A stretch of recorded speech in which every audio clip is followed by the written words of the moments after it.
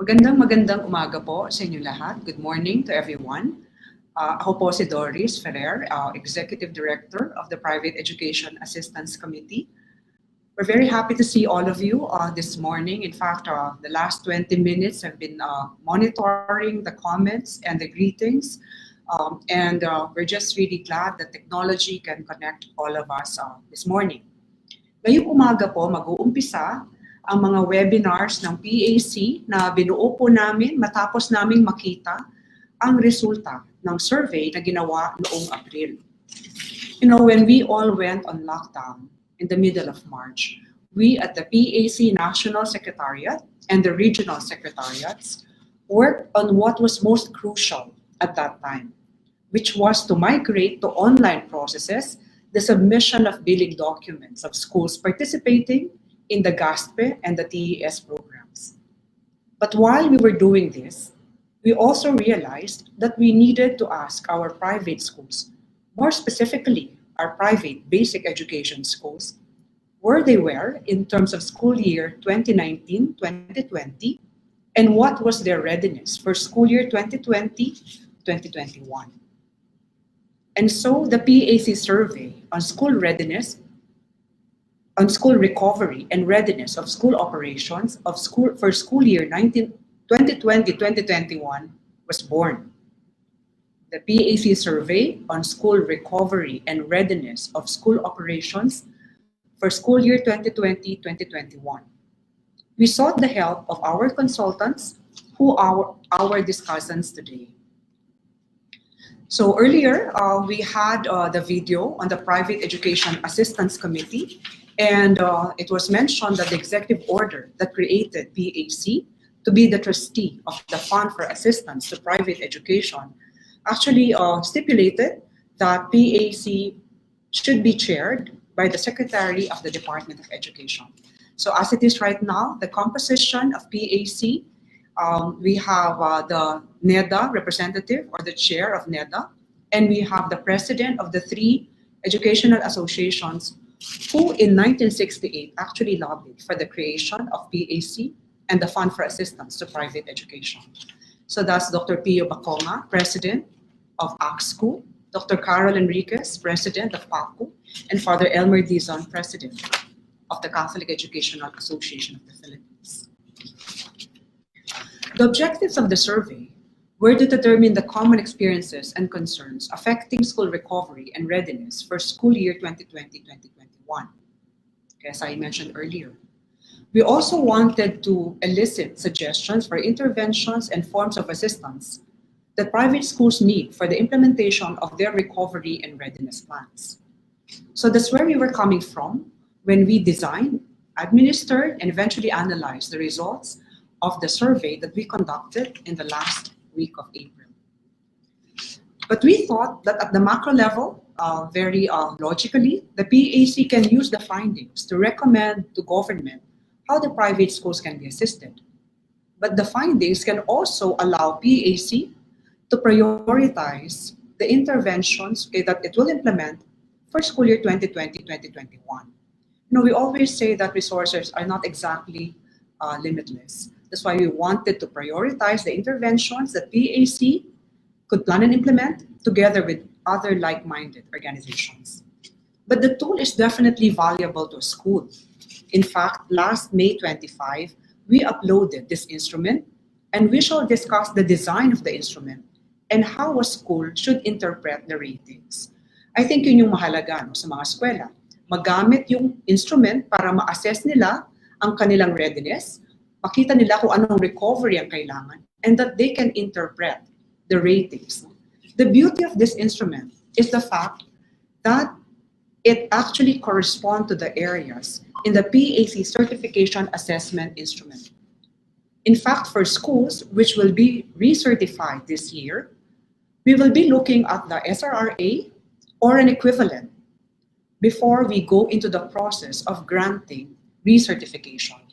Some of you are quite anxious about this, but we would like to assure you that we will be there to handhold the schools which are scheduled for recertification kasi pare-pareho naman tayong bago dito sa mga operational challenges ng school year na ito.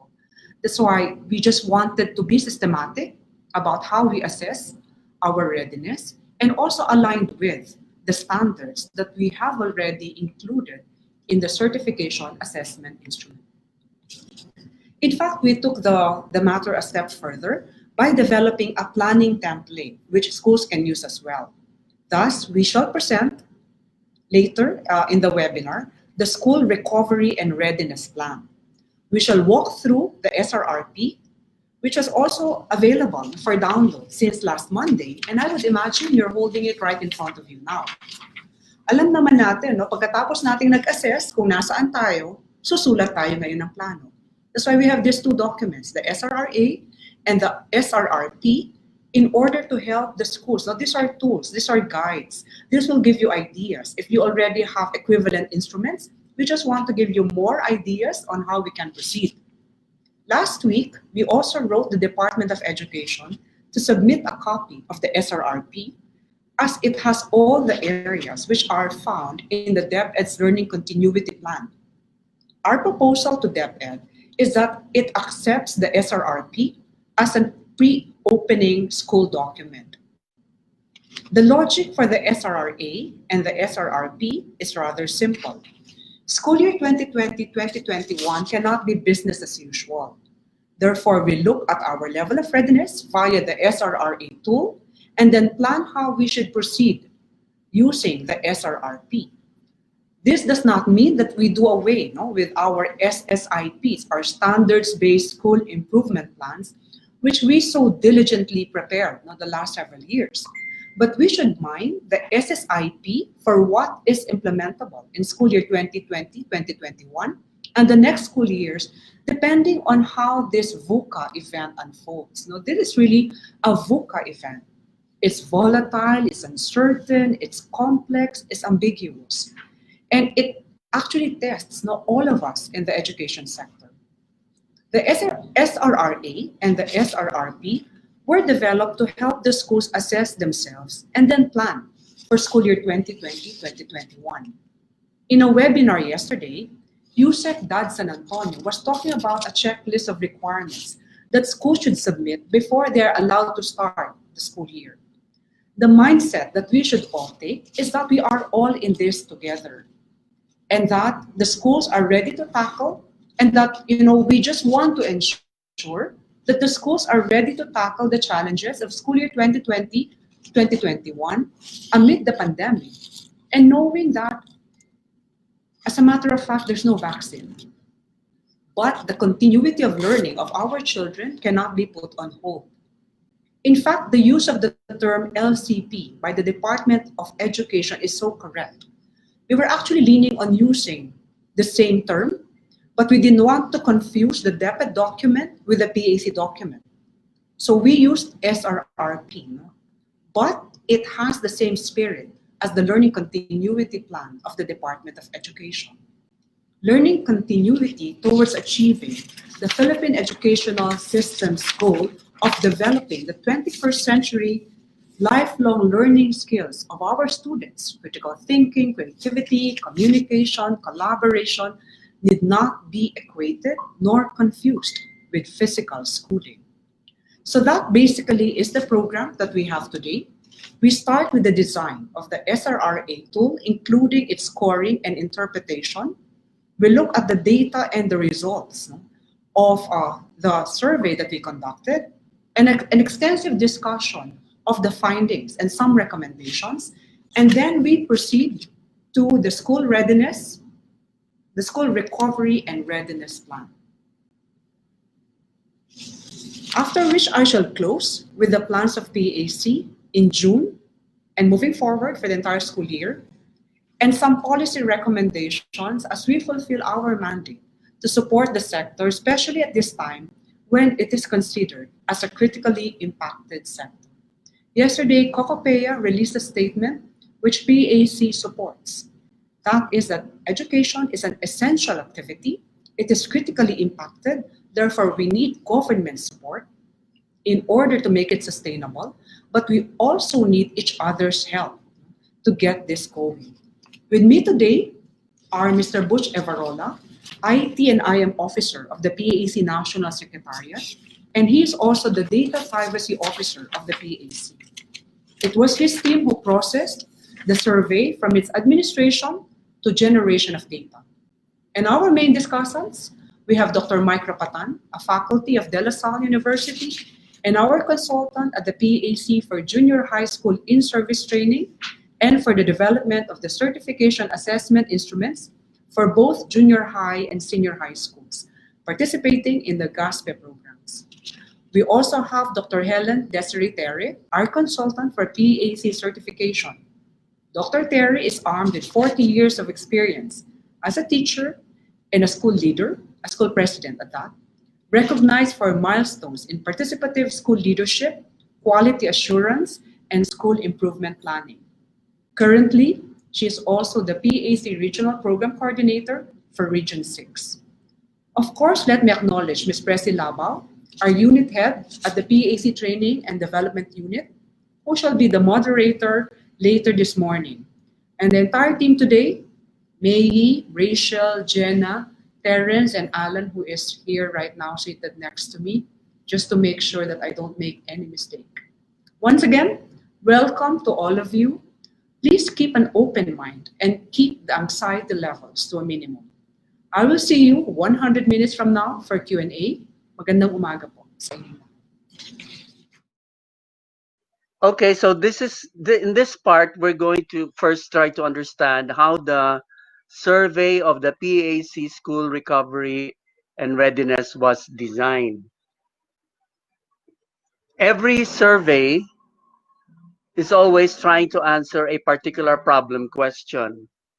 And for the survey, in order for us to determine this problem question, we first looked at the different areas of concern that school heads were sharing or talking about during the quarantine, school closure because of COVID-19. So these areas of concern are continuity of student learning, varied modalities of teaching, faculty readiness for online classes, school enrollment and finances, having an emergency response plan, the mental health of the school community, and threats from infectious diseases.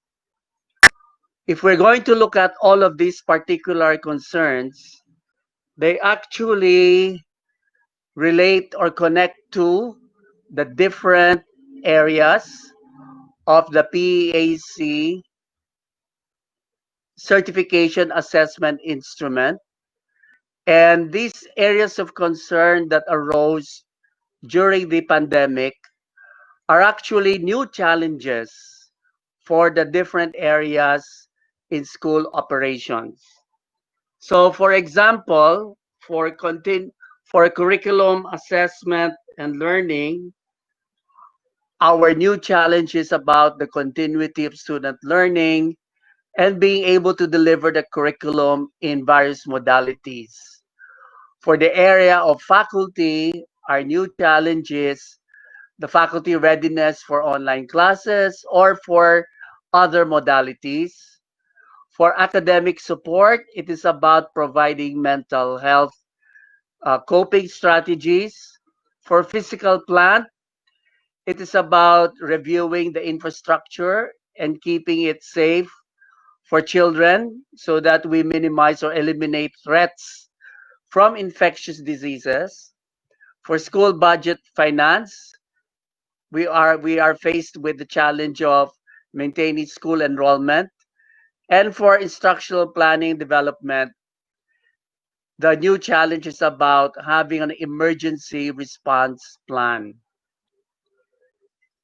If we now take a look at all of these concerns, they may be clustered into two.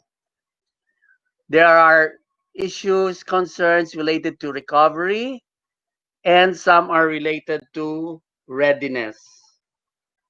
And as I was saying a while ago, these issues of recovery and readiness occupy a lot of our attention at this particular time. So the scope of the survey then focuses on answering these four questions. As a result of the difficulties brought about by the current public health crisis, what is the school head's perceived level of school recovery that the school has to undertake with regards to instruction and finance?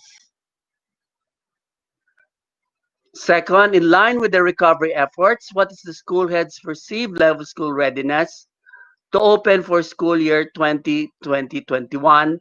And what concerns do school heads have for undertaking recovery and readiness? And what specific forms of assistance and interventions do school heads seek from DepEd and PEAC? When we talk about recovery and readiness, we usually think of it in terms of somebody going to the hospital, being ill, then trying to get well, and then later on becoming ready. And we usually have these dimensions of physical and emotional aspects of recovery and readiness. But with schools, it is a different picture. Recovery and readiness means many things for us in schools. And what the study is trying to uncover is, are these different kinds of recovery and readiness? So we define school recovery as the capacity of the school to return to a functional level operation in all aspects of school Kunyari life, tsaka po dito na yung whereas document school na readiness is about the pinag-PDF. school's capacity in the new school year to effectively respond to new operational challenges and concerns emerging from or demanded by the current School pandemic recovery. and post-ECQ conditions. Okay. First, I have three slides on on the characteristics of our respondents. First, in this slide, you'll see here the breakdown of the respondents by region and classification. By classification, we mean sectarian and non-sectarian. For those who still do not know, or not yet familiar, or those who forgot, non-sectarian schools are duly incorporated, owned, and operated by private entities that are not affiliated to any religious organization.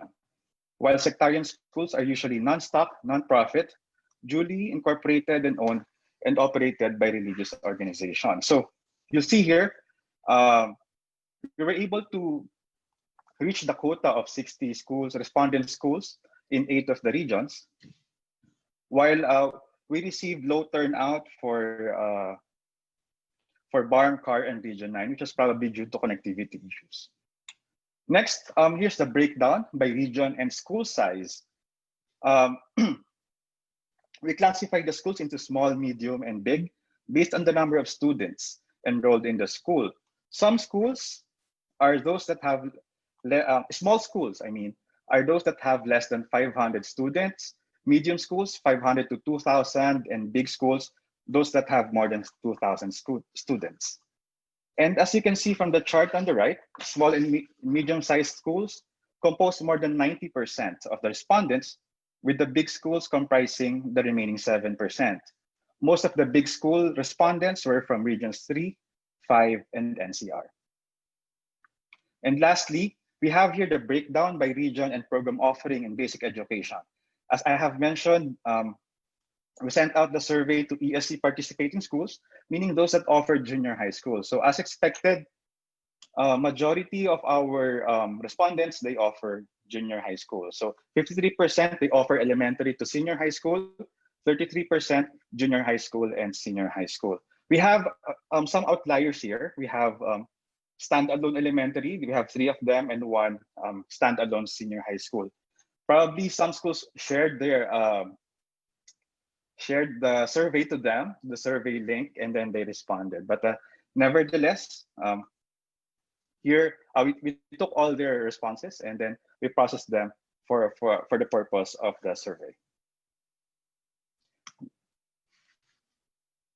Okay, I think Dr. Rapatan has already discussed this. The survey has 2 parts. First one, part 1, multiple choice questions with 20 items, except item number 5, which was a question which accepted more than multiple answers.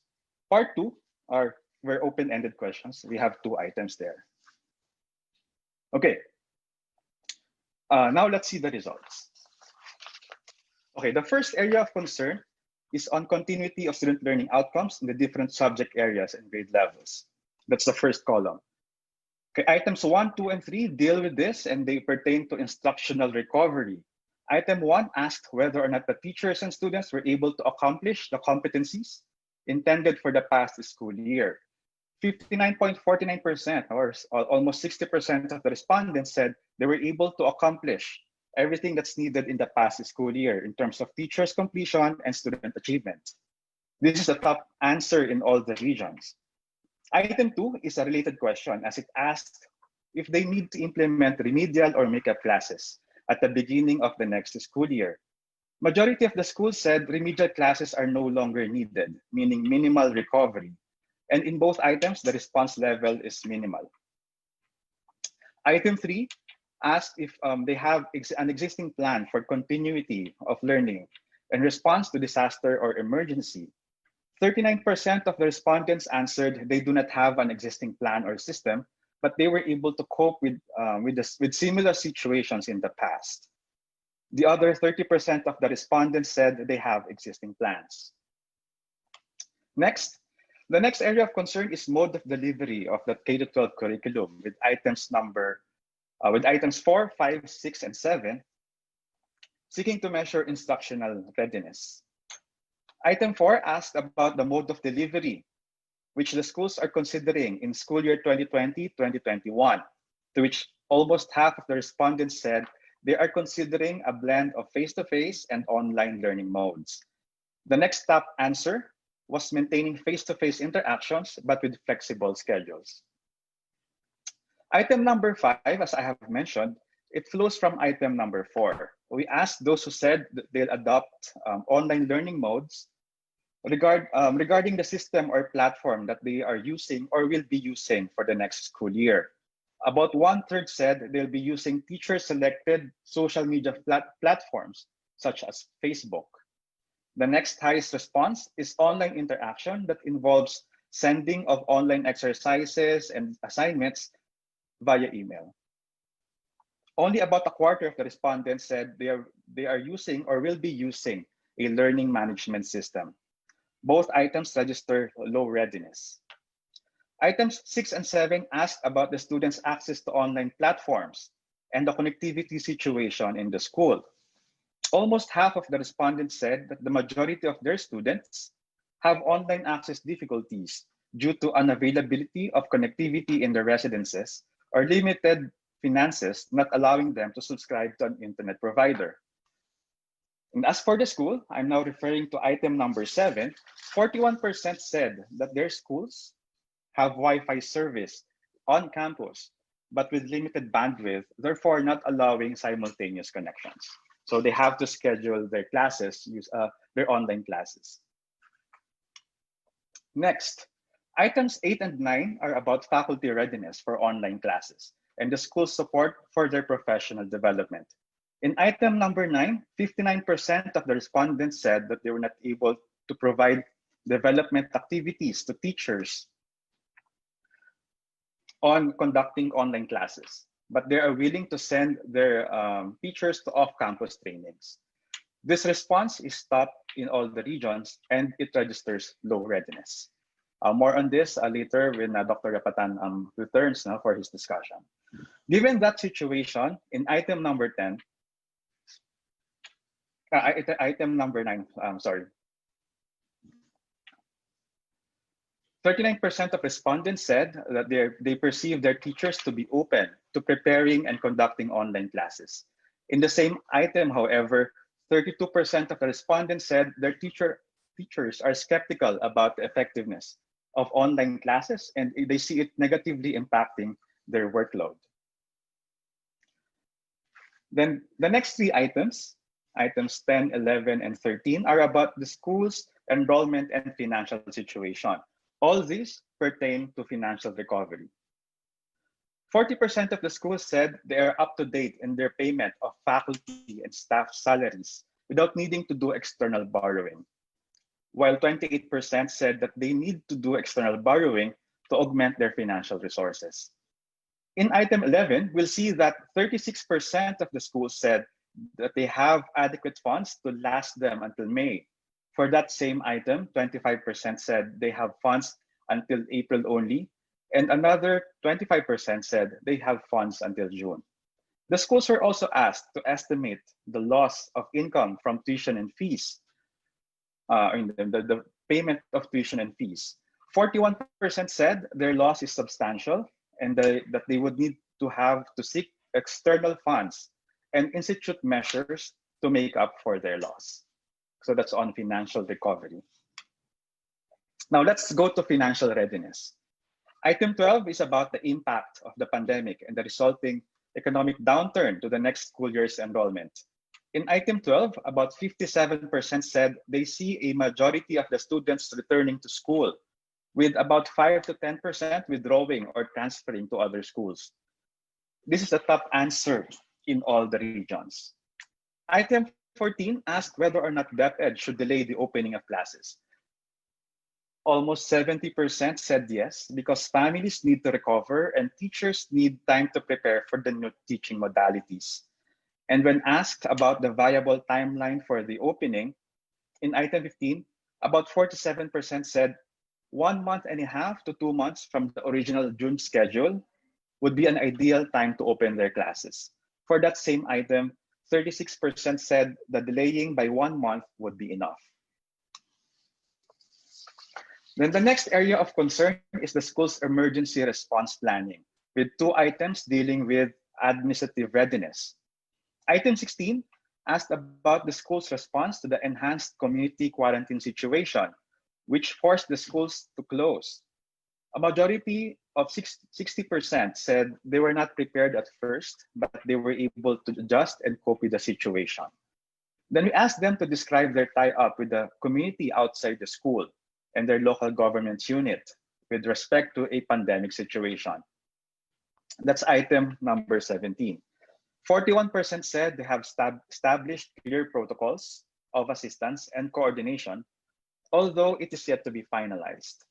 The next highest response at 40% is the schools telling us that they have contacts with the school community, but no protocols are in place regarding aid mobilization and orderly response.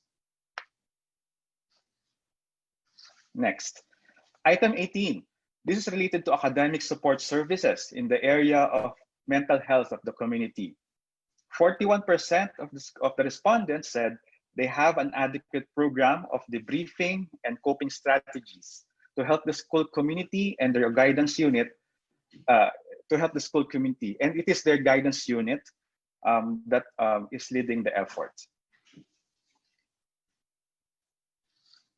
Next, the last 2 items for part 1 are about physical plant readiness. In item 19, we asked them to describe their ability to cope in terms of personnel, equipment, medicine supplies, and facilities.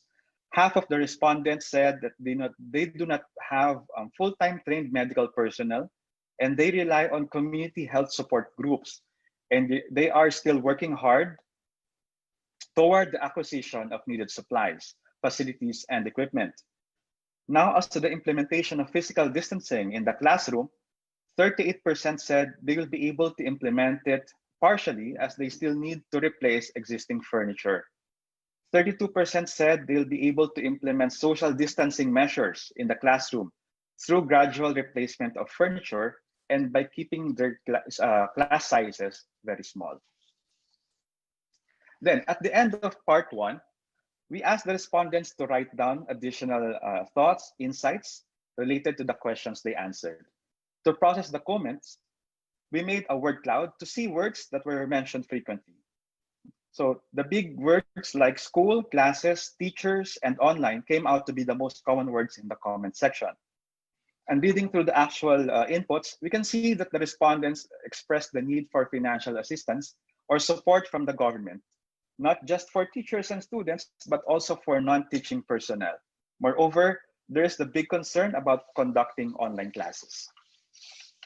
Connectivity, not just of the schools, but also of the households, came out as a common concern as well. And the teachers' readiness for the new modes of delivery of education was cited as a major challenge. Okay. Now let's go to the second part of the survey. In part two, we asked the schools to suggest interventions or forms of assistance that they think that Ed and PEAC should be providing them to help them get ready for the next school year. The current slide shows the suggested interventions for DepEd. And as you can see, some of the big words in this word cloud are teaching, provide, opening, and training.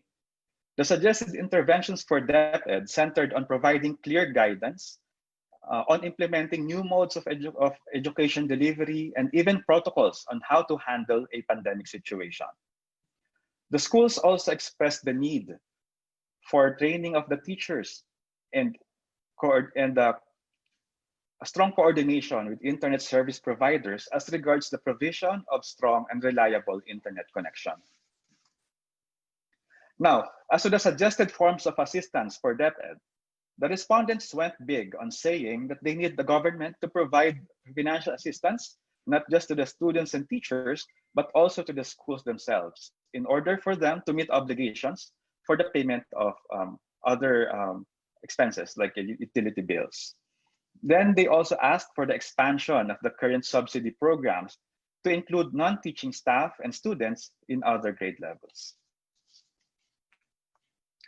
Okay, now let us see what they suggested as interventions for the PEAC. As you can see in the word cloud, training was the biggest word. The respondents want PEAC to provide training to teachers, not just on the subject content areas, but also in terms of the skills needed for online and distance learning. They also mentioned the need for available learning materials. And now we're down to my last slide. This time it is about the suggested forms of assistance for the PEAC. Most of the big words you will see here are TSS, or the Teacher Salary Subsidy, ESC, or the Education Service Contracting, online, support, help, and release. The answers given in this section have something to do with the existing programs that the government has through the Department of Education, and which PEAC is involved in terms of management and implementation. I think this will be touched by Ms. Doris when she discusses the ways forward later in this seminar. So that's it for me. We believe that the responses in the survey resonate well with those in private schools and those who care for private schools. Please stay tuned in this webinar because the next topics will be of great help to all the private schools. Again, thank you very much. And yeah, I think, yeah, I hope you're all having a good day. Before we had the break, we were discussing the design of the survey, and I will just show you a quick picture of the results because we are trying, our objective in the survey is to be able to determine from the schools that responded what is their level of recovery and readiness. So what you have on screen here is the table that summarizes the overall results for the 853 plus school heads that responded the survey. So overall, with regards to recovery, there are 4 levels: minimal, low, moderate, and high. So minimal means that minimal efforts for recovery are needed, low efforts for recovery are needed, moderate efforts, and high efforts. So in the recovery area, there were 2 results wherein we see that schools in their responses said that as far as the instructional area was concerned, because of the timing of the quarantine orders, majority of the schools were able to cover the curriculum. So there was not much of a backlog in terms of covering the competencies that students need in order to be prepared for the next grade level. With respect to the financial area, the rating was low recovery, in the sense that as of the end of the school year, schools were able to meet their financial obligations as well as collect the needed tuition fees. However, when we now go to the readiness part, which is the more forward looking part of the survey, when schools were asked where they thought they were in terms of readiness, there were four choices. So the four levels are high level of readiness, moderate level of readiness, low level of readiness, and struggling level of readiness. So in terms of how the school administrators saw their own schools, the administrative type of readiness was rated as moderate. That means that administration wise, school has the capacity to be able to mobilize certain resources in order to prepare for the coming school year. But in terms of the instructional, financial, academic support, faculty, and physical plant areas, these were rated as low in readiness.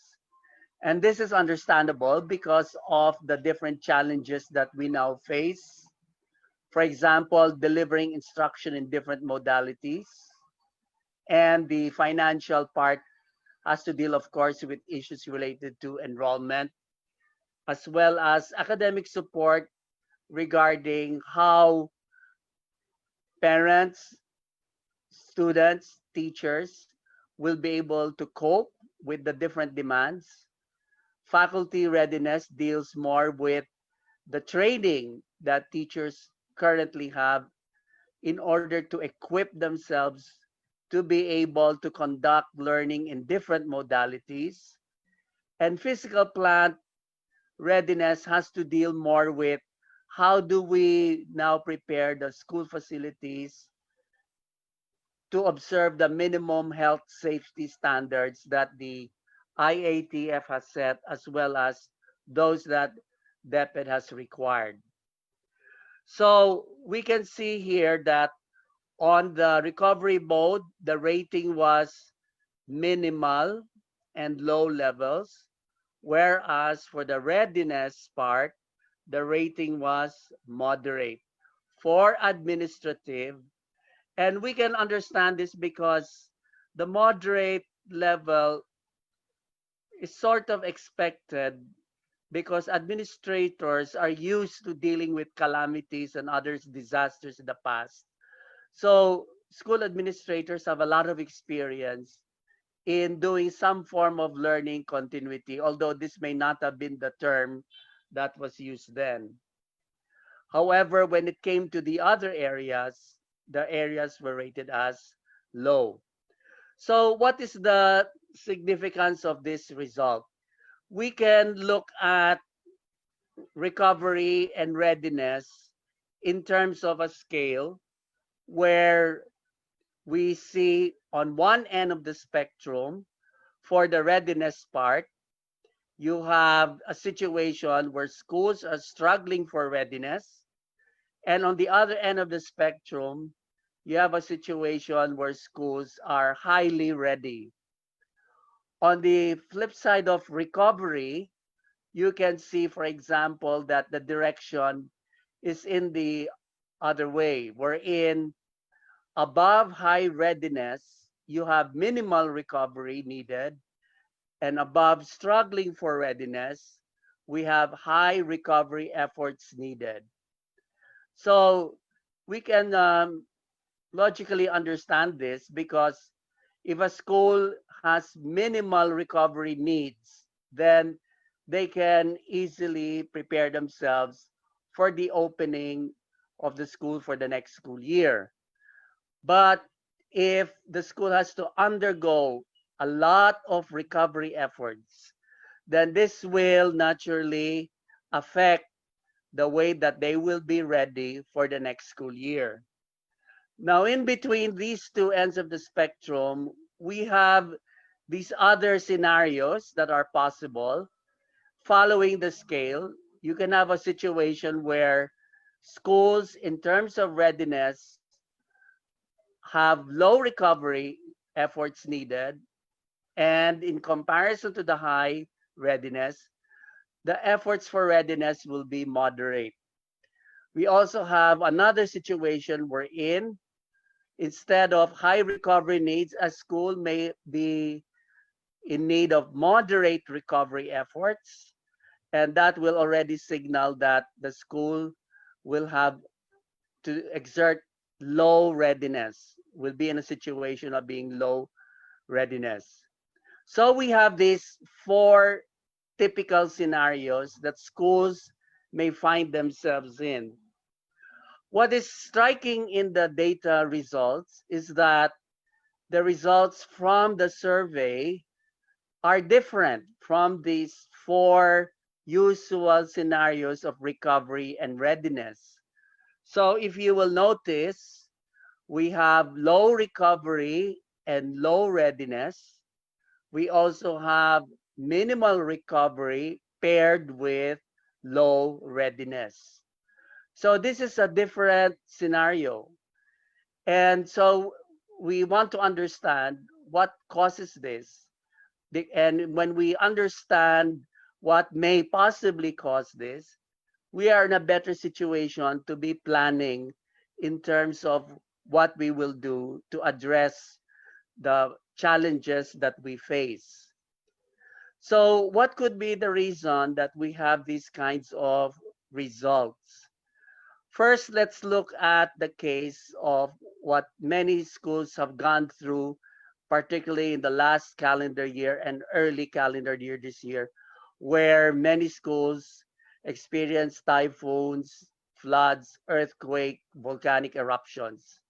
So these involved a lot of disruptions in the school operations. But whenever the school resumed, it was relatively easy for the school to resume classes, whether it was actually on campus or on another place, like, for example, in the evacuation center. And the reason why classes could continue was because classes could still be held face to face. So teaching face to face is the predominant way of delivering the curriculum. However, that situation changed a lot with the COVID-19 pandemic. Because of the COVID-19 pandemic's requirements, wherein we now have to practice physical or social distancing, and we want to make sure that we are not threatened by infectious diseases. So the usual mode of teaching face to face is now disrupted. And because it is disrupted and we want to continue learning in spite of the disruption, we now have to look for alternatives, other solutions, which may no longer involve the usual practice of face to face. So for a number of schools, one of the solutions that some schools are looking at is to conduct online learning or home-based distance learning or remote teaching and learning involving the use of technology. So when we now compare these two situations, in the former situation related to disasters and calamities, minimal recovery effort is needed in order to continue classes. But to continue that kind of teaching under what we call the new normal is now becoming really a big challenge. And many teachers are not ready to teach at a distance. So this will now explain the fact that there's minimal recovery and there's low readiness.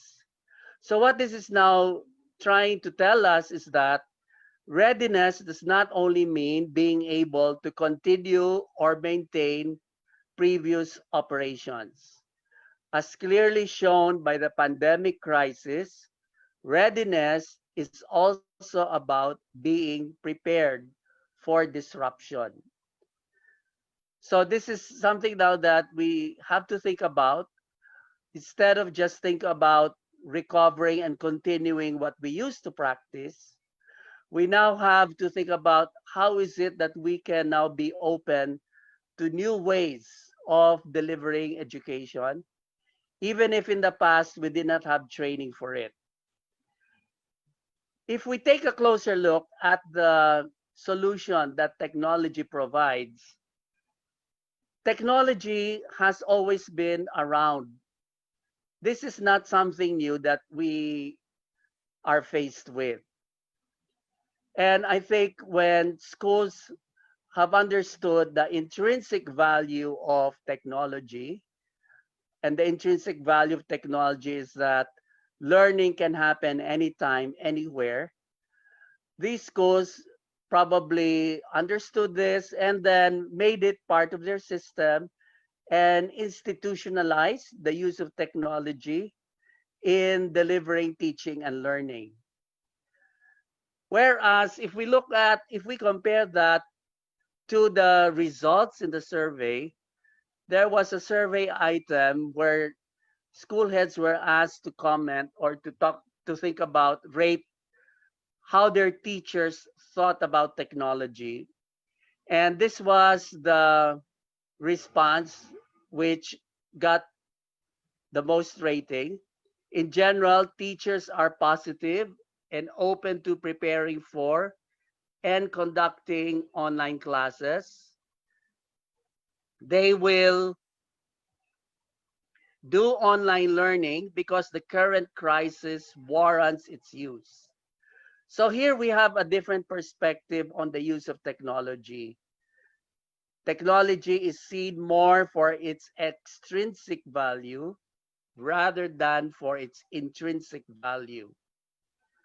So one of the ways that probably schools can be prepared for disruption is to have what we call a growth mindset, wherein when new innovations come our way, innovations which challenge the way we usually do things, we probably could look with a growth mindset at the intrinsic value of these innovations, and rather than set it aside and say later on that I'll only use it when the occasion warrants it. So in some sense, we become more prepared for innovation and for disruption when we have a growth mindset. Having a growth mindset is one of the qualities that school leaders are challenged to adopt today, because by having a growth mindset, school leaders become more agile in a disruptive world, or what this door said a while ago, in a VUCA world where things are unpredictable, but in spite of the unpredictability, because of our openness to innovation and our ability to look at and discern at the intrinsic value of what these innovations can provide in terms of helping us respond to various disruptions. So the question that we can think about is, how much of a growth mindset is in our school? And how ready is our school for both continuing what we do and as well as for doing things that have been disrupted and being able to handle the disruption?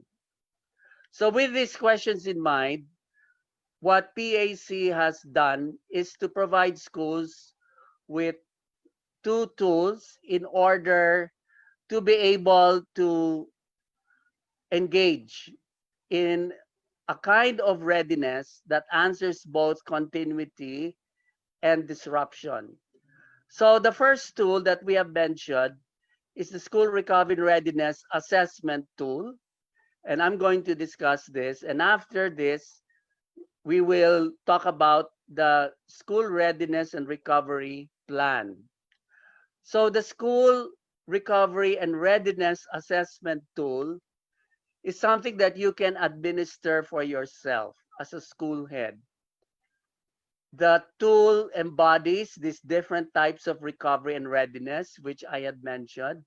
So with the tool, you can be able to gauge where your school is in terms of recovery and where your school is in terms of readiness.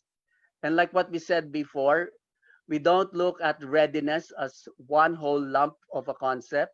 We look at the different aspects of recovery and readiness. So if you have downloaded the tool, you will see that there are 20 items, multiple choice. So all you have to do is to select the particular choice that you think best reflects the condition of your school today. Actually, when we did this survey, we were looking at conditions schools were facing in April. So we have tweaked this a bit to be able to reflect conditions until now, from now until the opening of the school year of 2020-2021. So after you answer the different choices in the 20 item part, you can now record on a self-rating sheet your answers, and then you can now use the interpretation key so that you can determine what level of recovery and readiness you have. So as you can see there in the interpretation key, which is also found in your form, the answers that you have given for numbers 1, 2, 10, 11, and 12 will be the answers for recovery. And the answers for the other items, which is 3, 4, 5, 6, 7, 8, 9, 13 up to 20, these are the items that pertain to readiness. So depending on how you answer, so for example, if you answer choice A under recovery, you will score it as 1, choice B as 2, choice C as 3, and choice D as 4. On the other side of readiness, since we said that recovery is inverse to readiness, if you chose choice A, then your rating will be 4. If you selected choice B, your rating will be 3, for choice C 2, and for choice D 1. So after you put all of this on the rating sheet and using the answer key, at the bottom of the form, you will see a blank table um, that looks like this. And what will happen here is you will now enter into the areas, those that pertain or correspond to the different ratings. So for example, if your rating in the instructional recovery part is 1, then you have minimal recovery. And then for the financial part, low recovery. And for example, if your rating in the academic support is high, you will enter into this table. And so on for the other areas. So this table, upon completion, will give you a picture of your school's level of recovery and level of readiness. So if I'm a school leader, school head, and I see, for example, that instructional and financial parts are at the low end of the spectrum, and in terms of academic support, I already have programs related to mental health support, then perhaps I should be focusing more on the areas that were rated as low in readiness. For example, instructional, faculty, physical plant. So I could also have another picture that looks like this. So the picture will vary from school to school. There's not going to be one picture that will be true for all schools. So this is just a way for you to get more data about yourself to provide you with a deeper understanding of where your situation is. So of course, now that we have assessed ourselves based on the results, how do we now plan for school recovery and readiness? What are now going to be the concrete steps that I will take in response to, for example, the area, the financial area of recovery, and the areas for school readiness. So this will be the next part of the presentation, and Dr. Terry will walk us through the school recovery and readiness plan. So I'm ending my presentation here. Good morning, Yeah. Good everyone. morning. So, following Doc Mike's cue on how we use the tool to move to relevant school planning for school year 2020-2021, let me show you that in the effort of PEAC to assist the schools, after the survey it conducted on April 21 to April 30, it jumped ahead of the DO that was released by DepEd on May 11. That's DO 0007 or 0007 series of 2020, where it requires the school to have a learning continuity plan. So, because of the assessment of the survey that was done to ascertain the readiness of the school's preparation for 2020-2021, PEAC thought of using the tool used in the survey to guide the schools in the making of the school recovery and readiness plan. As in the tool, the school recovery and readiness plan also covers the areas of recovery and readiness. Specifically, as enumerated by Dr. Mike, recovery covers instructional and financial aspects of the school, while readiness covers 5 areas, which are on instructional, faculty, administrative readiness, academic support readiness, and physical plant readiness. The scope,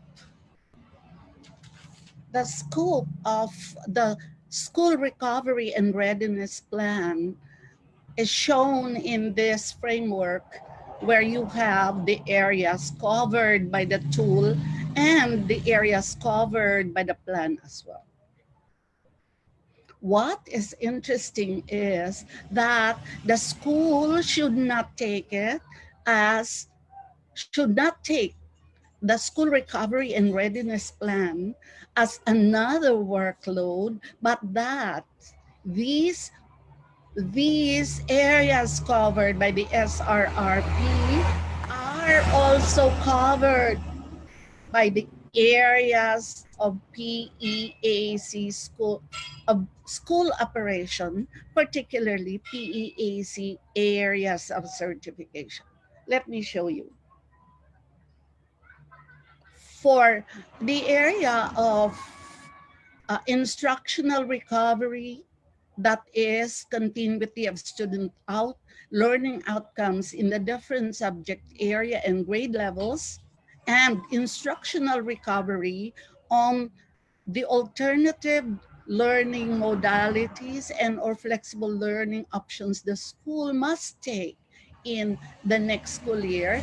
It falls under the areas of certification, particularly area B, which is curriculum, assessment, and instruction. For the area of teacher readiness, for these chosen alternative learning modes and flexible learning options, it is covered by the area of faculty in the 2018 CAI. In the same manner, financial recovery and administrative readiness as embraced as falling under school enrollment and management of finance and business operations. This falls under the area of certification, administration and governance, area G, and school budget and finance, area H.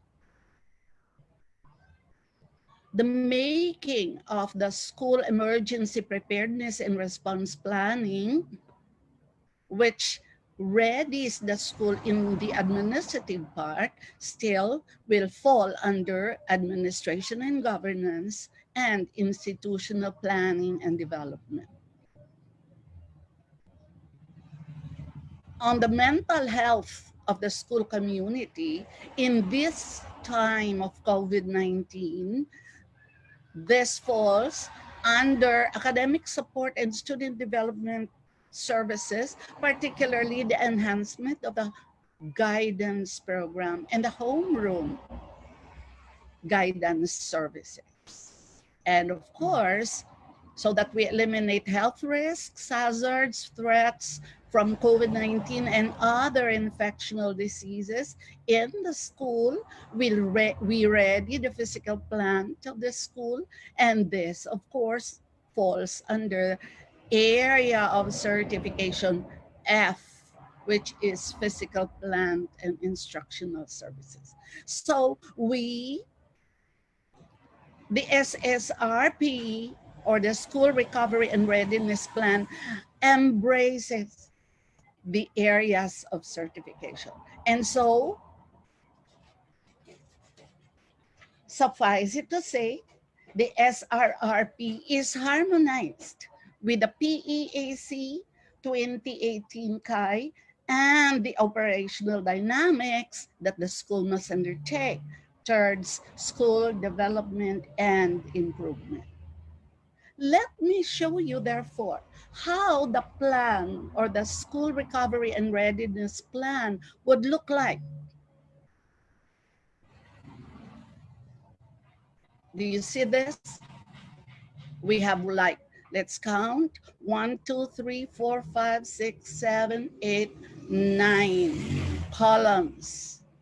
Take a look at the columns. We have the areas of concern, goal, interventions, action steps, target dates, monitoring scheme, person involved, or agency partner, and of course the budget and the budget source. We just added a new column which pinpoints or emphasizes the area of certification under which the area of concern falls. This area of certification, or the area in the 2018 CAI. Does this look familiar? I can hear your yes. I can hear your yes. This one actually is the same template that we use for the SSIP, or the Standards-Based School Improvement Planning. Take a look. This is not different, but it is almost the same as the SSIP. Therefore, this SSRP plan becomes a part of the SSIP, particularly because this is the focus of this school year and the next year probably, because we are facing this COVID-19 challenge. Now let's take a look. What are these columns, or what are these parts of the template?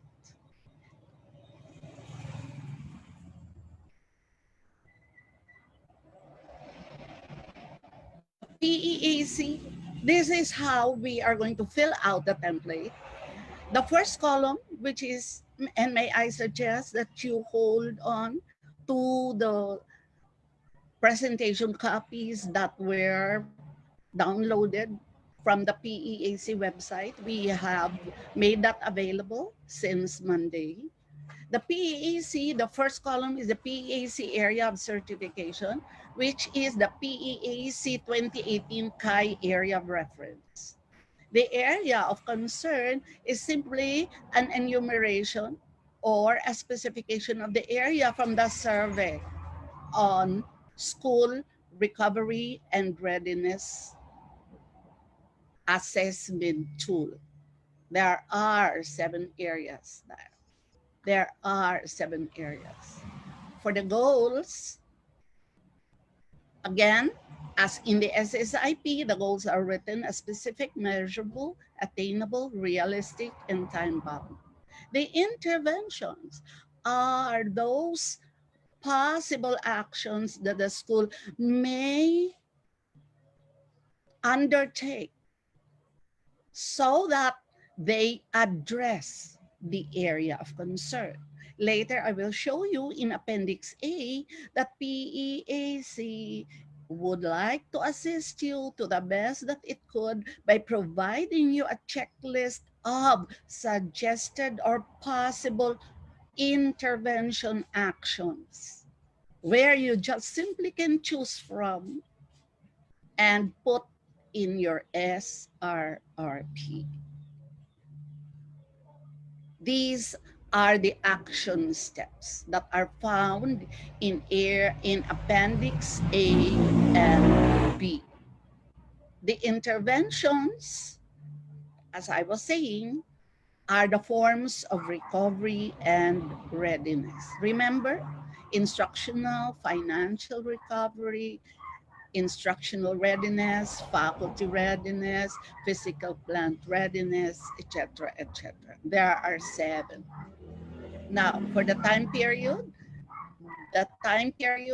are the dates that you expect or you target to accomplish the detailed actions or intervention actions.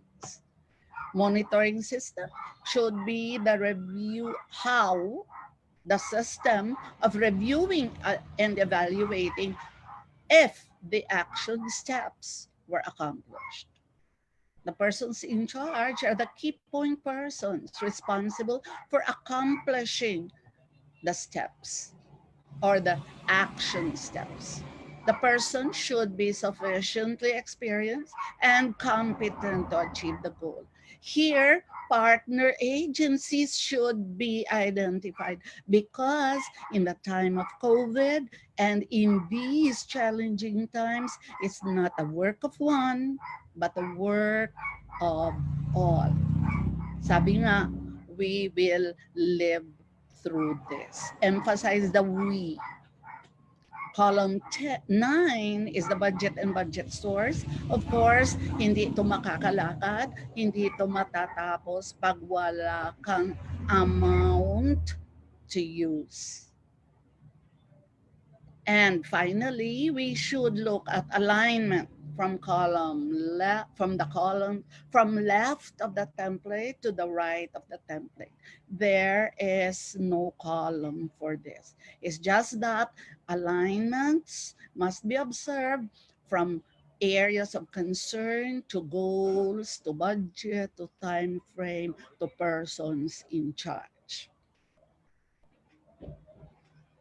Now, to help you further, how do we draft or how do we write our goals? Here, we are forwarding focus questions for each area of readiness and recovery. The focus question will help you, will give you the keywords.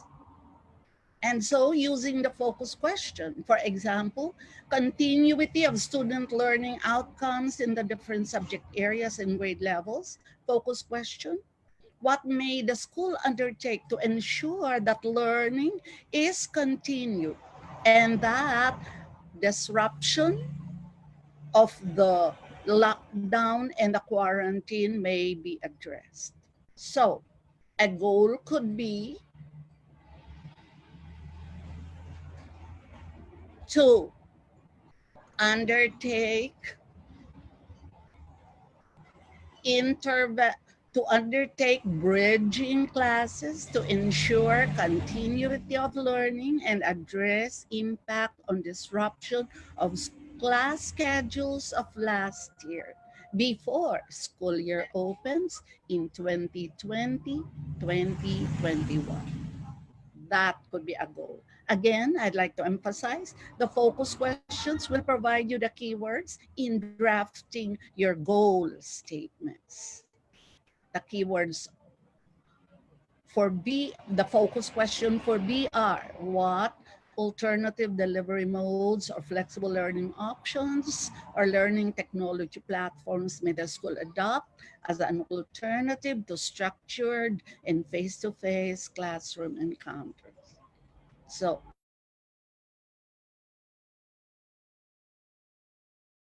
activities should the school provide to improve teachers' competence and confidence in the chosen flexible learning options in alternative delivery modes? For school enrollment and finance management, what may the school need to undertake to ensure stable school enrollment and financial viability? For school emergency preparedness and response planning, what emergency response protocols must the school establish to ensure safety against COVID-19 and other infectious diseases? What school rearrangement and restructuring must be put in place to prevent the spread, prevent the risk of COVID-19 and other infectious diseases?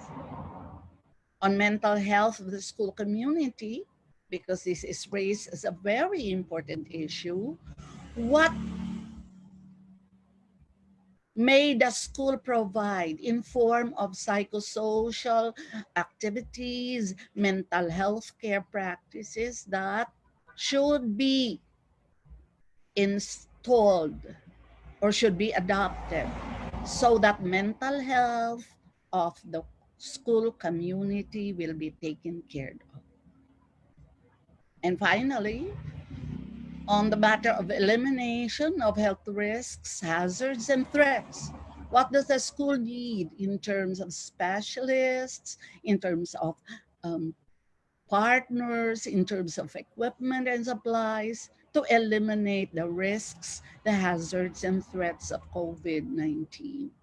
What do we need to comply with the demands of the GCQ, the ECQ, and the Department of Health requirements? Now, before we go into that, let me see.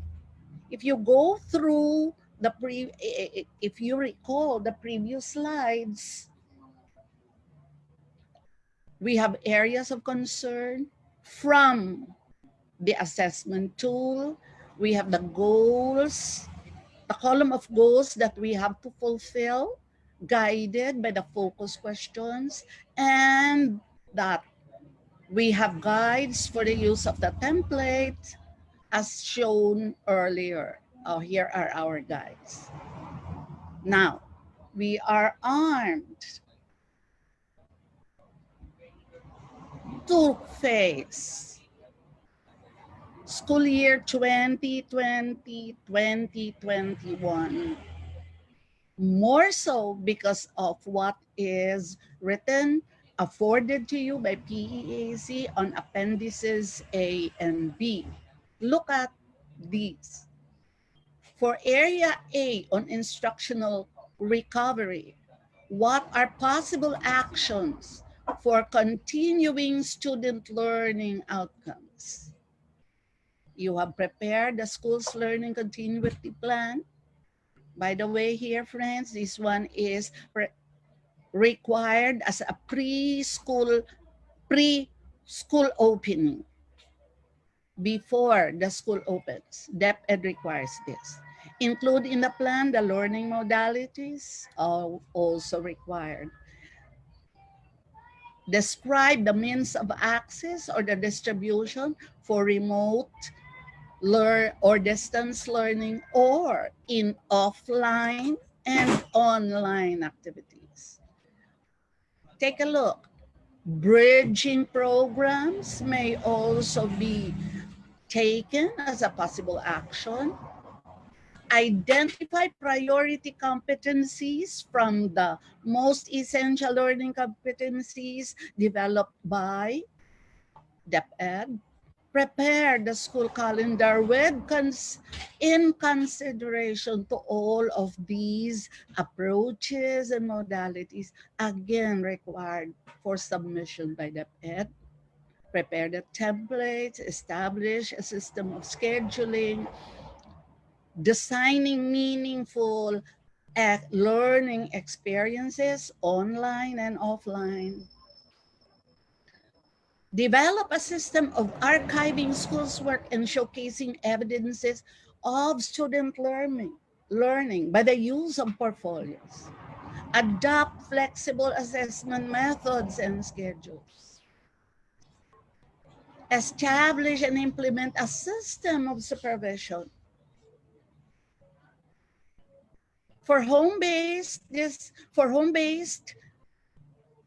or remote learning or distance learning, another very important action could be provide multiple forms of learning materials, identify system of and venues for consultation by parents and students. This is very important. The parents now are our partners in the teaching and learning process, and therefore they may want to consult with us. They may want to ask help from the school. Make available offline learning resources. This could be modules, this could be worksheets, this could be activity work, which they may work on their own homes, from their own homes. What's important also is that there should be a practice of an honor code. Kasi po, pag sa bahay ginagawa, si teacher, si student ba ang gumagawa o si parent? So establish an honor code. Remember, students' works will be assessed. For school-based learning, staggered scheduling, seating plans so that physical distancing is observed, etc., etc. For tech support, a school should survey what technology supports do the students have, and identify ways to address if they do not have such access. And for parental support, we should provide protocols and information materials. We should have periodic reporting to parents, etc., etc. Again, I'd like to emphasize, these are possible courses of action. For faculty readiness, accomplish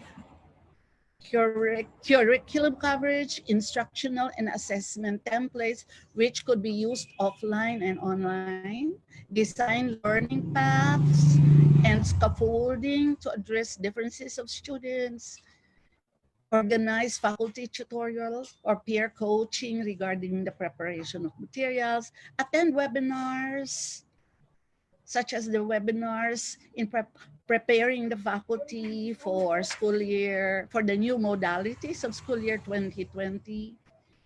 For financial recovery, an enrollment recovery plan, migrate business processes to digital or contactless transactions, set new work policies, according to DOH guidelines and the IATF guidelines. Provide retraining and retooling for personnel, not just for academic personnel, but our academic support personnel. Okay, so you can go through this. These are a set of recommended actions. So you may just have a basket and then put in your basket, put in your cart possible actions that you may put under the column specific actions. Okay. Okay. We're going through it. Take note, mental health, healthcare, possible actions for physical plant, sanitation, disinfection, protocols of entry and exit, etc., etc. Now, let me show you an example. Under the area of certification, area G&H, administration and governance, institutional planning and development, particular area of concern as assessed using the SRR assessment tool, school emergency preparedness and response planning. What must the school do? Establish emergency response protocols. This is required by DepEd, yung health protocols to be submitted. Craft a school emergency preparedness response plan and incorporate it in the SSIP. So our intervention is school emergency response protocols. That's number one. Number two, school emergency preparedness and response plan for 2020-2021. Let's look at the other columns. How do we fill this up? Action steps, target dates, monitoring scheme, person in charge or partner agencies, budget and budget source. From left to right, organize a school preparedness and response team. When do you do that? June 1. What's the monitoring scheme? The principals, what's the evidence? What is the evidence of compliance? The president, the principal's memo. Who is the person in charge in organizing? The principal. How much would it cost? None. Zero. Step 2, set scope of work and calendar work specifics. When do you do this? In a meeting on June 3. So the monitoring system would be what? The minutes of the meeting, and of course, the resulting calendar of activities. Who takes charge? The school emergency preparedness and response team chair. How much is needed? None. Now, what will they do? They will review the minimum health standards, soon to be released. They will review the basic education learning continuity plan. That's all found, DepEd order 0007 series of 2020, and assess the school's provision. So your monitoring system will be review the annotations of the review and the assessment results. Okay, then come up with list what must be acquired, what must be done, what must be restructured as changed. And so the monitoring system will be, do I have a to-do list? Do I have a to-have list? And do I have a to restructure or rearrange list? From this list, then we survey costs. Ano pang dapat bilhin, how much? Then, using all of these, we write our school emergency preparedness and response plan. Discuss it with the principal.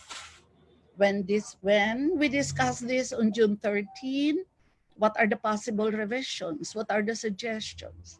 Taking the suggestions in mind, we finalize the plan and present it to the school administrator for approval.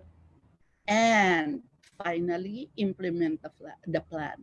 What Specifically, part of the plan is the to have list. Anong dapat meron tayo? Ito siya. To rearrange and restructure list. This is the new normal school structure. Remote, distance, delivery mode ba tayo? Blended ba tayo? Meron ba tayong face-to-face? Yun ang i-describe. How is our IT? What is our school calendar? Ito sila required by DepEd. Now, how shall we arrange the class schedule so that we observe physical distancing? What are our entry? What are our capacity building sessions for parents? Do we have a parents help desk? Ito siyang mga new structures in school.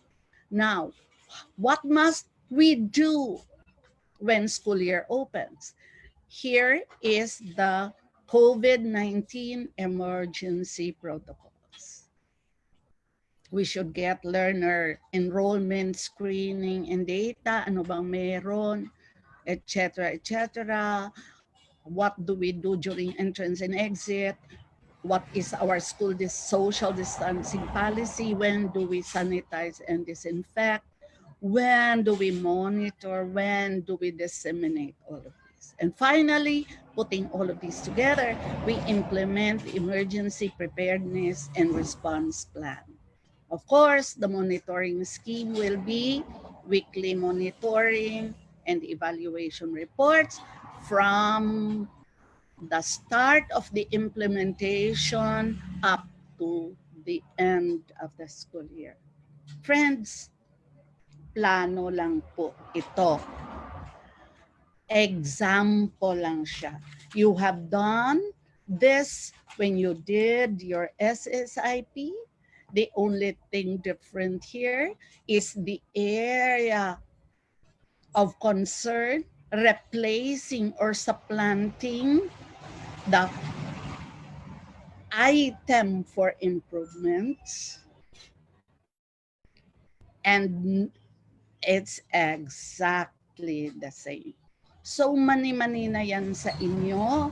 You know how to do this, except that you will have to review and assess your school and shop from the possible actions for specific interventions found in the appendix of this school, of this paper.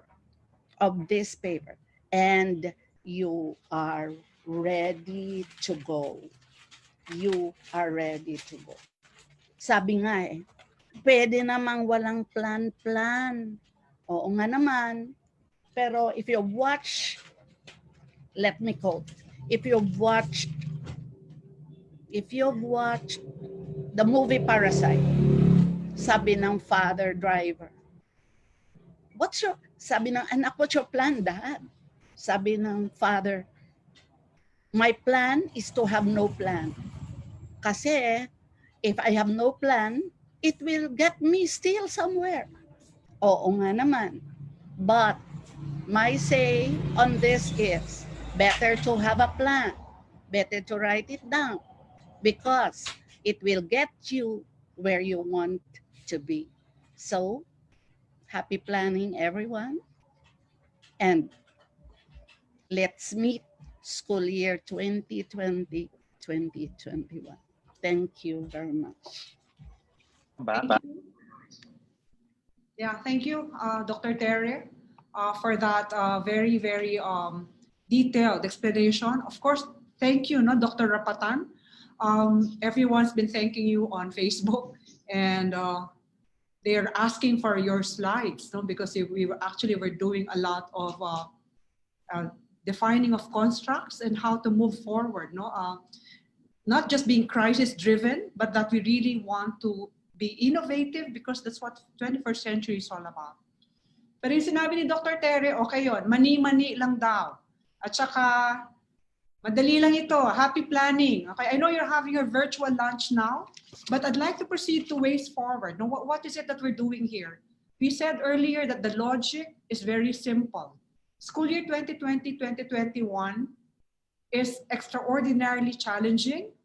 There's much ado about it. That's why we wanted to assess. That's the SRRA tool. And then we want you to plan. Because if you fail to plan, you plan to fail, right? You know that. Okay, but what else did we do? In the area of policy interventions, we also realized that the survey has given us some more insights as to how we can support the schools with policy recommendations. So what does that mean? We actually have proposals to DepEd in order to revise the policies on GASPE and come up with the special provisions, even just for this school year. Okay, what do we mean by this? Okay, in response now to the survey, we are pushing once again, and we actually wrote DepEd about this, that the teacher salary subsidy should already go up to 24,000. We've done a lot of studies on this. We already have proposed this for the last 3 years. And we think that because of this disruption and the support that everybody needs at this time, we will strongly push for teacher salary subsidy to go up to 24,000. Okay, what else? We're saying that we should extend the teacher salary subsidy to senior high school teachers. We think that we have a legal basis for this. It is something that can be done. In fact, in all the discussions that we've had with members of Congress, with COCOPEA, okay, we always said that there is a basis not to allow or to expand teacher salary subsidy to eligible senior high school teachers who are participating or whose students are participating in the voucher program. Okay, what else? No? If we want to talk about, expediting payments for the voucher program, we're pushing for single billing, single payment. Now, we all know that there was a lot of delay because of the payment of the second tranche of the voucher program. That's why for next school year, 2020-2021, again, as part of the support, we'd like to give the sector to sustain it, to ensure that, we get things going. We're pushing for single billing, single payment. Now, special provisions. What are the special provisions that we're looking at exclusively for 2020-2021? We are proposing that all GASPE participating schools may recruit grantees in the upper grade levels, which means that we can recruit at grades 8, 9, 10, and we can recruit at grade 12. Now, this is a proposal very similar to what we did with the Marawi schools after the Marawi siege. We felt that because of what happened, it's possible that you have students from the public schools who are willing to move to the private schools at the higher grade levels. Therefore, this should be allowed by the GASPE programs. We also are saying that TSS grantees in school year 1920 shall continue to receive the grant, provided that they're still employed by the school. Why are we saying this? 180 minutes is something that, we cannot anymore include in the schedule because of the distance mode of delivery that we expect everyone to utilize. Because face-to-face is not doable. In fact, we do not even recommend that we do face-to-face very early when we open the school year, because it is much better that for everyone's peace of mind, we start with distance and remote learning. Newly employed full-time and eligible junior high school teachers, okay, who are coming into the school for school year 2020-2021 should also be considered eligible. So these are the GASPE program provisions that we are recommending to DepEd, still part of our response to your proposals and to your intervention, proposals for intervention that PEAC can undertake. In the area of capacity building, you also know, and we've already released this on Facebook and in our website, that starting next week, we are having a lot of teacher training, and administrators can also join, and this will be for K-12 teachers. We're starting on June 3 with reimagining the teacher and the learner in the time of COVID-19 for K-3 educators. And we'll be talking about factors that will affect school decision-making, the home and the school context, learning delivery options, the evolving roles of teachers, parents, and families, developmental and socio-emotional concerns, and of course, necessarily curriculum change. So this will happen next week, and hopefully we'll have better we're ready, with our technical requirements when we conduct this webinar next week. After that, we will move to grades 4 to 10. And we are doing this by content area. So a while ago, I was like replying to a lot of your comments on Facebook. I was saying, make it a habit to check the PEAC website and the PEAC Facebook page every day. I hope siguro when you wake up, diba, you pray, you eat breakfast, and then after that, please check the website of PEAC and our Facebook so that you can see where what are all being undertaken by PEAC to support the private schools. You know where we're moving, right? We're really, yes, to school year 2020-2021. Therefore, we are preparing the school so that we can open in school year 2020-2021. So what are these seminars from grades 4 to 10? As you can see, our consultant here is Doc Mike, you know that. And we have very good trainers all over the Philippines. We're actually doing this very as ambitious as we want by content area for grades 4 to 10. Okay, so please tune in. If you're a science teacher, then tune in for science. If you're a math teacher, if you're the assistant principal, then you may want to see how all of these are running from June 8 to 11. And then after that, we move to senior high school, grades 11 and 12. And we have the academic vice president of Ateneo de Davao University, that's Dr. Gina Montalan, who is also our consultant, who will talk about, very obviously, we start with the curriculum first, preparing a flexible class for the senior high school core subjects, how to create a flexible class for all the core subjects in senior high school. In the past, your teachers have been so familiar with the classroom instruction delivery alignment map. If they have it with them, bring it during the webinar so that, again, like what Dr. Terry was doing. You know your SSIP, right? Mani-mani lang yan. So remove those improvement areas and change them to the areas of concern in the SSRA. And you proceed, just like how you did your SSIPs, right? After the curriculum, we go to the teaching and then the assessment. So we're making it a complete package, right? So we identify first the essential topics in the core senior high curriculum. How do we teach this? In a flexible class, because we all have heard the constraints, right? How Butch was discussing the survey on the lack of connectivity, the lack of devices. Therefore, our leaning is really towards distance, remote, which may be offline at this time if you do not have the online platforms. And then in the afternoon of June 24, we look at assessment. So see, it's curriculum, instruction, assessment. And July 1, we're not forgetting the administrators. How do you monitor this? I was hearing those comments also on Facebook. How will PEAC check the SSRA, the SSRP? The schools which will be recertified will have to submit the SSRA and the SSRP or an equivalent or equivalent documents, right? As part of the process of being granted recertification. But sometimes yung salitang required kasi masakit sa tenga, di ba? Required. Paano nyo ma-check ang sinubmit namin? Our thesis is always this. Who benefits the most from those plans? It's your school, your students, and your stakeholders.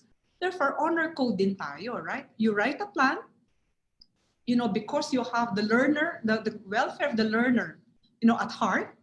You implement it because we really are, very, very, fidelity to our vision, mission, and our philosophy as an institution. It's not because PEAC and DepEd will require this. I said it earlier, the mindset should be, we just want to get this school year going. Therefore, we plan, right? We gave you some guides, we gave you samples, we gave you, possible interventions that you can adopt. But it's really your decision as to how you should proceed because you're the only one who can make that decision for your school. In the area of recertification, I said this earlier, if your school is scheduled for recertification, then you'll have to give us these documents. The same way that DepEd is asking you for documents before you open the school year. And again, that is not because, we don't trust you, but because we really want to see that entire exercise of you, making sure that you cover all the bases, right? The health and safety protocols are in place. Definitely, you're not doing face-to-face early on because it is not doable for a lot of areas in the Philippines. Therefore, what are your alternative modes of delivery? How do you intend to implement the curriculum knowing that it also has been streamlined? We're waiting for DepEd to release the most essential learning competencies, but in a lot of webinars, in a lot of Senate hearings, USEC Dad San Antonio has been discussing this. We just want to see where you took your school, and we want to learn from each other. I think that's another value of why we want to touch base with the schools who are scheduled for recertification. We want to learn from each other. In fact, I saw one comment. Will PEAC not conduct another survey in June? Because in June, the context might be different. Correct. That's why we want to always leave our ears on the ground.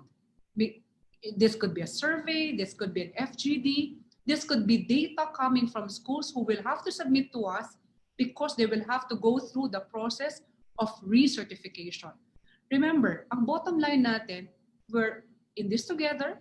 We want to we want to help each other to get this going for school year 2020-2021 for our learners. So before we go to the open forum, as you can see, I have a slide here now on July 8th, still featuring Dr. Tere. Yeah, Dr. Tere, you'll be featured again. Everyone was saying, can we have copies of the slides? Yes, we'll give you copies of the slides. There's a lot to take in. That's why please read on your own the documents. Now, if what we were presenting are all in those the downloadable documents available to you as early as Monday.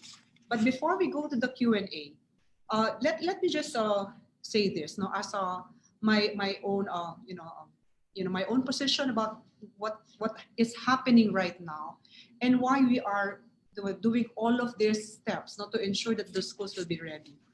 If the parents are anxious, as news reports say, because of the health and safety of their children, then the schools are as anxious. You know that. DepEd is as anxious, PEAC is as anxious. But does it mean that schooling, or more correctly, should student learning stop? See, we should not even be equating physical schooling with student learning because definitely they're not one and the same.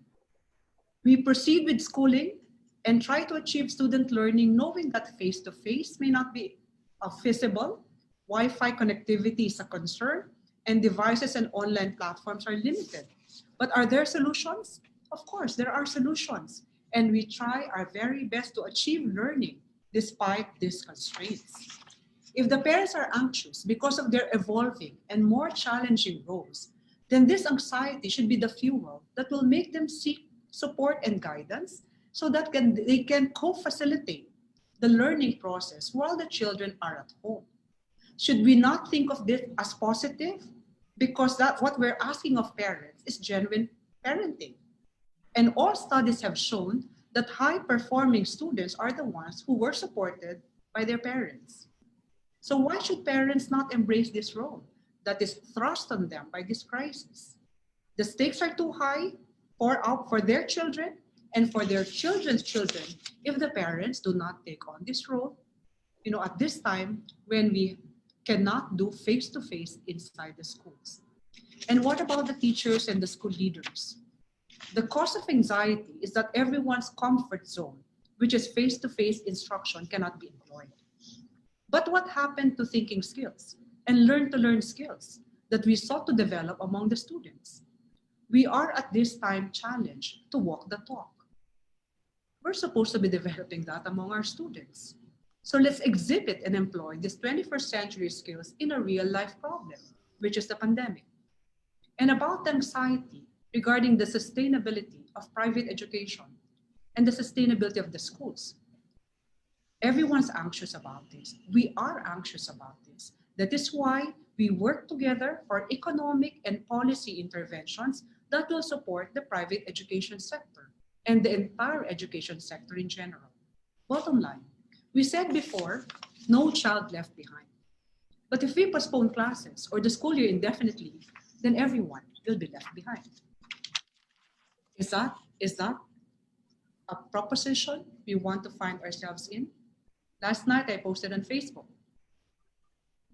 I echo the statement of Kokopea.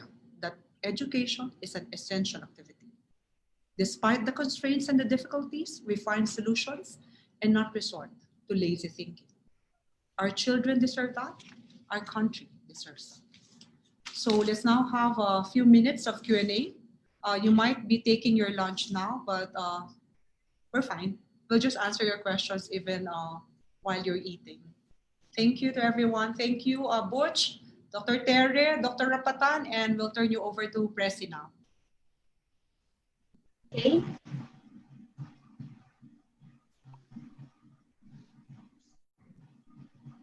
Just waiting for the slides to stop sharing.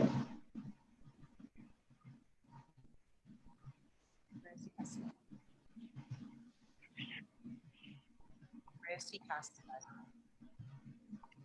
All right, thank you, Ms. Doris.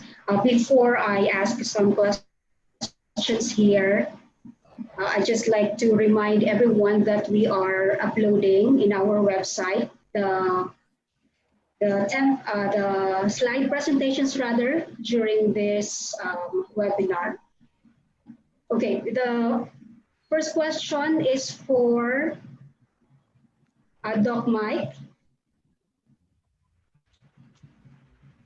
Doc Mike, the question is, how do we address the needs of our students if they do not have access to some or most of the learning delivery modes?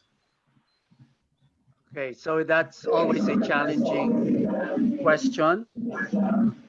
And we have to look at the question in different ways. For example, one thing to think about is how much content are we delivering? How much content are we delivering? Because definitely with the DepEd's recommendation for streamlining the content, that means now that we can really focus on those that are essential. And because of those that are essential, we can plan in terms of how these essential competencies will be taught. So it's not anymore as if we are covering books or the usual materials that we did. So by knowing what that is, then we can determine how to deliver. Of course, if we are already in the online mode, there are some advantages, but in the offline, I think it would be helpful that we also think about planning not on a day-to-day basis, but on a weekly basis, which means that, for example, the textbook materials or other resources that you use, which are print-based, or some of it which are even video, could be repackaged in a way that the students will be able to get them going to the school, for example, once a week, like at the beginning of the week. And these materials, again, like what we said, will only cover the streamlined or the essential competencies. And then the student takes that for the whole week. And then maybe the next week, if, for example, the teachers have converted materials into worksheets, the students can get the answer keys from the teachers so that they can compare in the next week whatever answers they did for the previous week's work. So that kind of thinking, which actually comes from the correspondence schools. If some of you are familiar, if you remember, we used to have correspondence schools wherein a company would mail you a particular set of materials, worksheets, and then you would mail them back, and then you would get the answers, etc. So it's thinking like that, which could perhaps respond to these offline concerns, no? So that would be, for example, learning worksheets in printed form. But others have also thought of other ways, which is, for example, if there were non-print materials that would help the students to put this all in some kind of a USB, which again, the students would pick up once a week. and then work on it throughout the week. Okay. So that kind of a system, I think, has to be studied by the school in terms of how they will communicate to parents and students, the access, the distribution, and then how the work will be monitored and how that will be checked. So there's a lot there that will really involve thinking on the part of the school. The solutions are not off the shelf, so to speak. We have to look at our own context, and then like what was recommended, once we do the survey of what is it our students have access to, then we can now make the corresponding plan. The other thing also that we would like to encourage schools is that we know that not this is not a problem that you have by yourself. In other words, other schools share this problem. And so maybe one of the other things that you could look at would be to have shared access to certain resources because you belong to a certain educational association. And I think that is where the educational association, like a local educational association, becomes really a good resource for the different schools. And I've heard of some associations where because they banded together, they were a group, they were able to, for example, get some kind of assistance from other technology providers because it would have been more cost effective for a provider to deal with a group rather than to deal with an individual school. So let's try to find out what are these resources in our own locality. Find out, for example, can a group of private schools get together and then come up with a shared plan so that providers may be interested to partner with the association. Thank you, Doc Mike. Okay, the second question is for Dr. Tere. May I request Dr. Tere to kindly unmute your mic? Okay, Dr. Tere, here's the question. For schools struggling with finances but want to keep operating, which do you think among the areas of certification or areas of concern should schools prioritize and why? Speaking from my experience as a school administrator, uh, for I think all of the areas converge because the areas of school operations are in orchestration.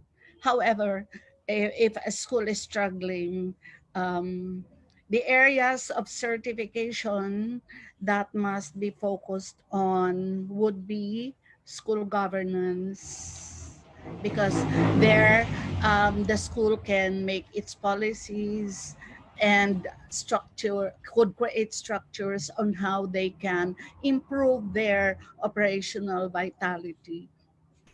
Another area would be on area H, and our 2018 CAI enumerates that several standards are focused on how the schools could have additional sources of income. In the face of COVID-19, I guess this will be quite a challenge. So one of the recommendations that the school must undertake from today up to until school opens in August will be how to manage enrollment. So a close touch with our students, where they are, what are their plans, and a close communication with parents would help so that we recover enrollment of the previous year. But then again, I said, no, it is one of the biggest challenge of COVID-19 because we're talking here of resources, we're talking here of access. And so, yun. Pero this is what I tell everyone, lahat ng schools will have to face such a concern. Kasi hindi lang yan concern ng isa, as according to Doc Mike, it's a common concern. It's a common concern. Thank you, Dr. Tere. Okay, for our third question, I think either Ms. Doris, Doc Mike, or Dr. Tere could answer this one. How is the SRRA tool and plan similar or different with CEAP school continuity plan? I can take it first, and then the others can follow it up. Okay, so the CAP put out a school continuity plan wherein you have different references for different areas. What is different about the PAC school recovery readiness assessment tool and plan is that these are linked to certification areas. Okay, the CAP plan is not linked to any accreditation or certification instrument. But what PAC did was to link and connect the different school improvement plans and action steps so that we are already doing several things at the same time. That as we address problems related, for example, to physical distancing, we are actually already improving our physical plan. As we as we train our teachers for being able to conduct learning in different modalities, we are upskilling them in the area of faculty. So these different things that we have are really meant to upgrade the way we are performing in the different standards, the standards that are found, the standards of compliance that are found in the instrument. Dr. Terry, would you like to add? Yeah, thank you very much, Doc Mike. The CEAP learning continuity plan has a different template. The advantage of the PEAC SRRP in this regard is that the template of the PEAC SRRP, or the School Recovery and Readiness Plan, is the same template that we use for the standards-based school improvement planning, which is what we use for improvement of schools and the certification process. Therefore, before I started my talk, I said this is not an additional work, but this is one and the same work because the SRRP is merged with the SSIP that we already have. And that the only difference is that we change the one column, which is the school improvement standard that we have to undertake, and supplant that with the area of concern, whether it's recovery or readiness of that tool. And then the process of filling the template is the same. And so the SRRP is an enhancement, actual enhancement of the SSIP, particularly because it covers the new challenge, which is the interim COVID-19 years. So what I'm only saying is there is not much difference with the PEAC SSRP and the PEAC SSIP. It's one and the same. And so the schools will not have to work hard on this, but will just enhance the SSIP, guided by the findings of the SSR assessment tool. Just to add, no, Of course, I agree, with the answers of Dr. Rapatan and Dr. Terry. But we also would like to say that prior to the lockdown, Dr. Terry and Dr. Rapatan already were presenting to us and to PAC the quality assurance instruments, the certification instruments that we will use for senior high providers, which are also along the same lines as the certification assessment instrument that we use in junior high school. Which means if we will proceed in that direction, even the senior high providers will find it worthwhile to use the SRRP, the SRRA, the SRRP, because eventually we will move to certifying senior high providers along those same standards, which are in those instruments. That's one. Second, Dr. Terry is correct in saying that, you already have written your standards-based school improvement plans, 3 years, 5 years, right? You just have to mind this and then convert into an SSRA, because there are operational challenges which are unique not to this pandemic that we are confronted with, or non-negotiables because of this pandemic. So those two things. So plus, a while ago when I started, we said we desisted from using learning continuity plan. Instead, used SRRP because we don't want the document confused with the LCP of DepEd. However, we also have written DepEd to give them a copy of the school recovery and readiness plan so that upon examination, it will seem, to our mind, there'll be a very, very high congruence between the SRRP and the DepEd LCP, such that we submit that the SRRP can be a preschool opening document that covers all the areas that DepEd wants to see that the school is ready for before offering or before opening school year 2020, 2021. So Thank you. All right. Okay, I have 4 more questions here. I think these are addressed to Ms. Doris. Okay, the next question is, after administering the self-survey and coming up with our own SRRP, will PEAC provide another tool or tools which will help our school monitor and evaluate the implementation of the plans of actions?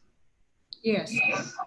A while ago, one of my slides is that on July 8th, okay, for all those schools who are scheduled for recertification, we will walk through these documents again, right? Because you are the first set of schools who will need to use this as part of the grant of recertification in school year 2020, 2021. But we're trying to relax it in such a way as well that if you have equivalent documents, as long as you cover these same areas, we will accept your documents. So I saw 2 angry faces among the comments here. So I suppose they were saying that ang dami yung sinasabing requirement. Hindi ho. If you have an equivalent document, as long as you cover the same standards, we will accept your documents. But we're saying that we will walk through the same for all schools scheduled for recertification. We will do a retooling of all our monitors and certifiers so that we can all completely be on the same page, Because there was another question: how do you assess the submissions that will be given to PAC? We will be assessing using after we've retooled our certifiers. But the bottom line is, again, it's not as if PAC should do the assessing because we give you a rating or not. The plan and the assessment is most important for you, your school, your stakeholders, your learners, right? So that to us is already trusting that when you assess, you'll do it with a lot of honesty. When you write your plan, you know that it's a plan that is implementable.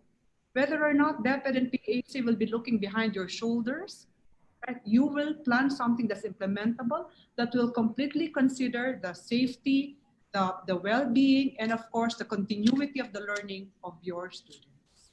So there. And then Presi may add, everyone is asking, voucher application is not open yet. DepEd has not announced that. The policy recommendations are recommendations. They're proposed. We hope that DepEd will approve, but don't recruit at higher grade levels yet. Additional slots are still being accepted via the IMS if you want to request for additional slots, because I saw your questions. GASPE orientation will happen last week of July, again via online. So all GASPE provisions for 2020-2021 will be explained to all of you once we all go online for the orientation. Okay. Thank you.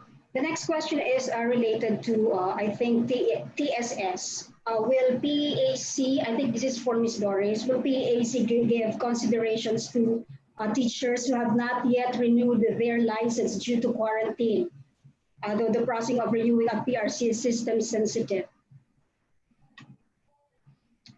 Yeah. I think you're muted, okay. I have a slide here which has all the mobile numbers, but they're all also in our website. Mobile numbers, email of everyone, because right now that's our only way by which we can communicate, right? Email, and then mobile numbers. Please tell us your concern, and then we will forward to the unit. No, but at this time, everyone is really trying to be a little more. You know, we have to be considerate. We all know what the constraints are. Therefore, we will be reasonable, and we will decide, understanding at the back of our minds what is everyone's concern, what are our constraints given the lockdown and the pandemic. Okay. All right. I have one last question here. Can PEAC raise or sponsor the use of white space technology within Congress to help us in the problem with internet connectivity, especially in far-flung areas? Natatawa si Dr. Patan. Actually, lumabas na yan. No? First recommendation of COCOPEA to the IATF and to DepEd already included that proposal. And in a meeting that I attended with Congressman Salceda, because they were looking at how to help the private schools and the private education sector, the discussion was already that this is a whole of nation solution, right? It cannot be in pockets, which means government should be the one really to take the initiative to ensure that there's connectivity, because it's not just the schools, it's the workplaces, it's everyone, businesses, right? All industries needing connectivity now. Okay, and I think it's a well-recognized need. It came out in our survey, it came out in the COCOPEA survey. All other small and medium businesses have said the same thing, right? So it will really have to be a work of government. So the suggestion of Dr. Mike a while ago was very good. Now, if you are going to talk to a provider of devices, a provider of connectivity, and you do it as an association, then you might have to get, you know, a better deal, right, with the providers. But that also still has some limitations. I really think the ICT should take the lead here, right, and government should take the lead here. Father Calusa of St. Louis in La Union was saying that they were talking to their local government officials, such that in La Union, they will be creating community hubs, which will be very strongly connected. Meaning, like your schools, right? You have common areas where there's connectivity. An LGU can also think that way. So I suppose these are, patchwork solutions.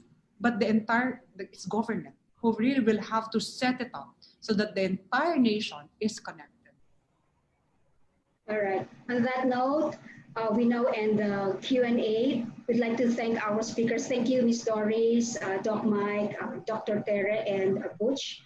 Okay. We'd also like to thank all our viewers for joining us today. We hope you found this webinar helpful and the templates useful for your schools this school year 2020-2021. Join us again in our webinar series for K-12 teachers and school administrators next month, starting June 3rd until the 1st of July. Okay. Thank you, everyone. You all have a good day and stay safe. Stay safe. Thank you. Bye.